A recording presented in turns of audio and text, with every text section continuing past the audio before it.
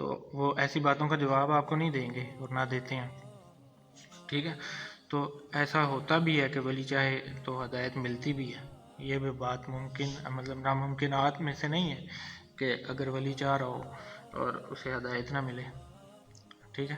تو ایسا ممکن بھی نہیں ہے کہ آپ اس کو اس سینس میں لے جائیں، لیکن اس میں راز کی بات ایک چھپی ہوئی ہے۔ وہ کیا ہے کہ ولی کی چاہت جو ہے، اس کے پیچھے جو راز پوشیدہ ہے وہ یہ ہے کہ محمد صلی اللہ علیہ وسلم کی نگاہ، مرضی اور پہلے، ٹھیک ہے، رب کی مرضی پہلے شامل ہوتی ہے، پھر ولی کی چاہت ہوتی ہے۔ ہم اس کو نہیں دیکھ رہے، ہم صرف ولی کی چاہت کو دیکھ رہے ہیں، کیونکہ ہمارے سامنے صرف ولی اپنی چاہت کا اظہار کر رہے ہیں، ٹھیک ہے۔ لیکن اس کے بیک گراؤنڈ میں اس کے پوشیدہ جو ہے کام چیز کر رہی ہے، وہ رب کی مرضی شامل ہے، اللہ کے نبی صلی اللہ علیہ وسلم کا فیض بھی شامل ہے، تب اس ولی کی چاہت وہ ہوئی ہے، ٹھیک ہے۔ اور ولی خود سے چاہ نہیں سکتا، ٹھیک ہے، تو یا چاہ سکتا بھی ہے، چاہے گا کب؟ جب رب چاہے گا۔ تو بات جو میں کر رہا ہوں اور بتانے کی کوشش کر رہا ہوں، ولی ان احساسات یا کیفیات سے پاک ہو جانے کا نام ہے۔ خواہش، فکر اور یہ سب چیزیں، احساسات، یہ سب چیزیں، ان سے وہ بے نیاز ہوا ہوتا ہے، وہ صرف اللہ اللہ ایک اپنے یار دیدار کے شوق میں ہوتا ہے، ٹھیک ہے۔ تو اور محبت خداوندی کے شوق میں ہوتا ہے کہ سفر میں مگن ہوتا ہے وہ، ٹھیک ہے، اس کو کسی چیز کا ہوش نہیں ہوتا، ٹھیک ہے۔ تو ولی کی حالت ہماری سادی زبان میں ایسی ہے کہ وہ دنیا کی بات کو دھیان میں لاتا کوئی نہیں ہے، کسی کی بات کسی کو ذہن میں نہیں لاتا، ٹھیک ہے، وہ صرف اپنے رب کی چاہت میں ہوتا ہے، کیونکہ اس کا دھیان یار دیدار کی کوشش میں ہے، ٹھیک ہے، اس سفر میں ہے۔ یہ ہے اصل اور راز کی بات جو حقیقت ہے، کسی سے بھی پتہ کر لیں، پوچھ لیں، تسلی کر لیں۔ جو بات کرنے کا مطلب یہ ہے کہ جب ان چیزوں یا باتوں کی رسائی میں آپ کی مدد شوق اور خلوص سے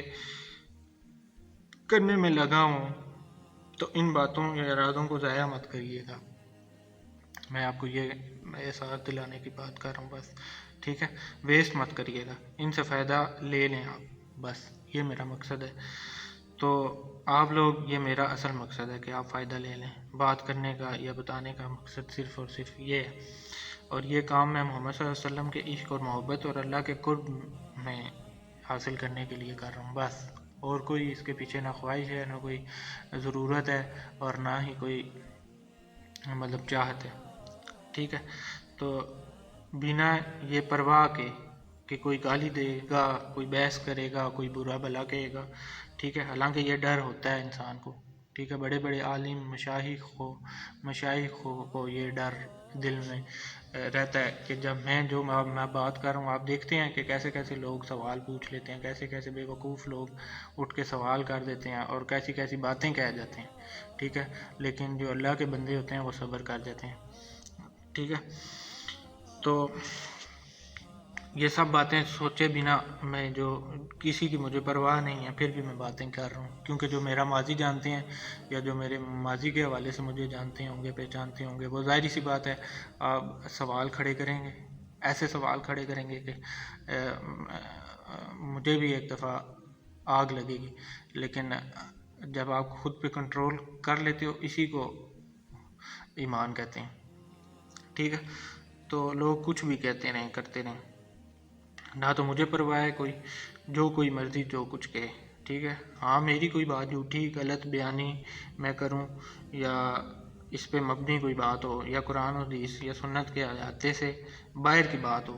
ان باتوں میں سے جو بھی باتیں میں آپ کو آج تک بتائی ہیں،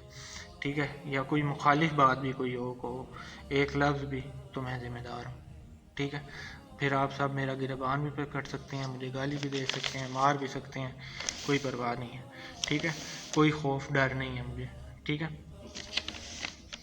تو بے عزتی کا جو معاشرے میں اپنے لوگوں میں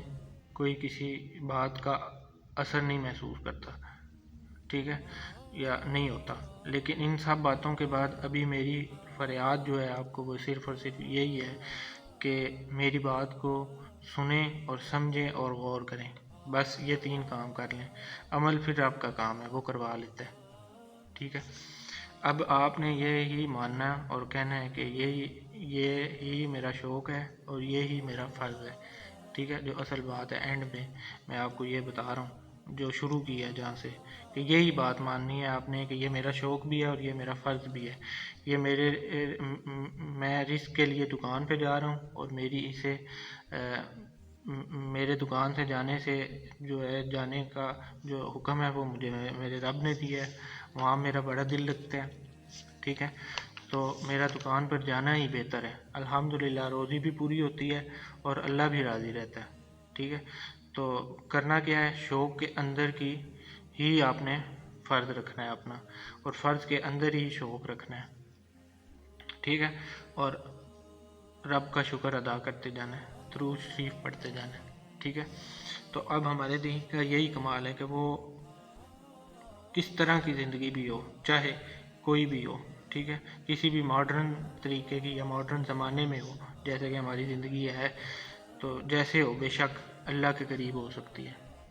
ٹھیک ہے۔ یہ ہمارے دین میں خوبی ہے، ٹھیک ہے۔ ہر طرح کی زندگی جو ہے وہ کہیں نہ کہیں ضرور سرخرو ہوگی یا ہو جاتی ہے، ٹھیک ہے۔ تو یہ ہے ساری بات شوق اور فرض کی۔ اللہ تعالیٰ ہمیں حق سمجھنے، حق پہ عمل کرنے کی توفیق عطا فرمائے، آمین ثم آمین۔ اللہم صلی علی سیدنا محمد وعلی آلہ بقدر حسنہ و جمالہ۔ اللہ تعالیٰ مجھے اور آپ کو اپنے حفظ و امان میں رکھے اور اس ملک پہ، اس قوم پہ، اس امت پر اپنا خاص کرم کرے۔ السلام علیکم، اپنا خیال رکھیے گا۔